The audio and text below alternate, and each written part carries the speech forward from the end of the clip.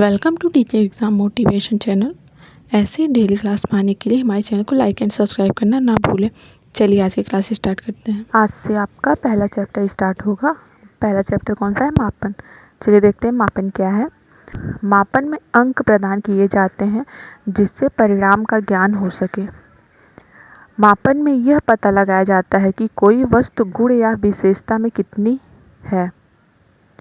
जैसे राम का वजन 35 केजी है, निहार की बुद्धि लब्धि 140 है, सीता के गणित में 90% अंक है। मापन की परिभाषा देखिए। स्टीवेंस के अनुसार किन्हीं निश्चित स्वीकृत नियमों के अनुसार पदार्थों को अंक या संख्या प्रदान करने की प्रक्रिया मापन है। रॉस के अनुसार मापन एक परिमाणीकरण की प्रक्रिया है। जेपी गिलफोर्ड के अनुसार निश्चित नियमों के अनुसार वस्तुओं या घटनाओं को अंक प्रदान करना ही मापन है। किसने कौन सा परिभाषा दी है? जैसे गिलफोर्ड हो गए, स्टीवेंस हो गए, तो ये तो ज़रूर ही लर्न करके जाना है क्योंकि किसी न किसी के अनुसार आ ही जाता है। मापन के अंक देखते हैं। वह वस्तु अथवा प्राणी जिसकी किसी विशेषता का मापन होना है। विशेषता को मापने के उपकरण अथवा विधियाँ। देखिए, वह व्यक्ति जो मापन करता है अर्थात मापन करता। मापन के कितने अंग? 3।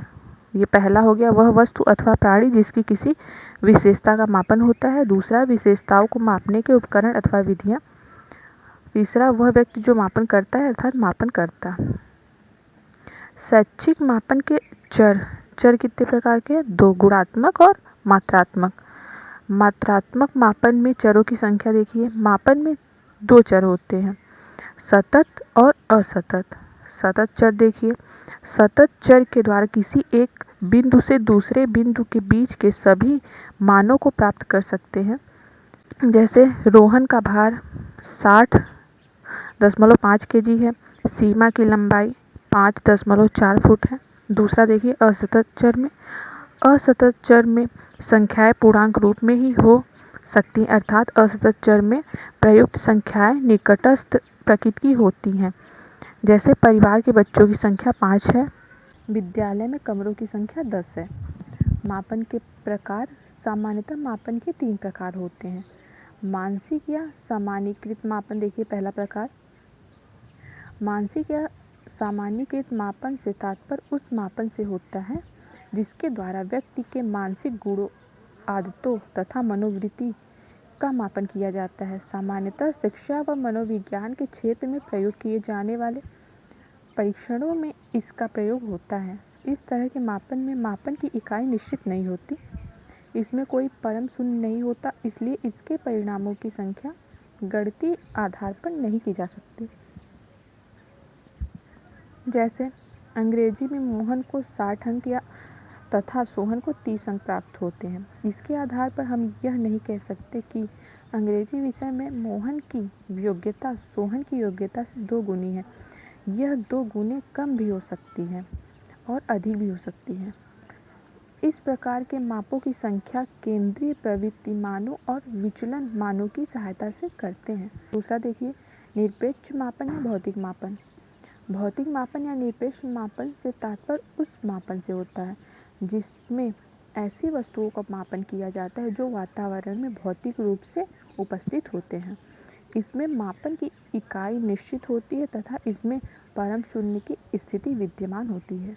जैसे किसी स्थान का तापमान 0 भी हो सकता है, 0 से कम भी हो सकता है और 0 से अधिक भी हो सकता है।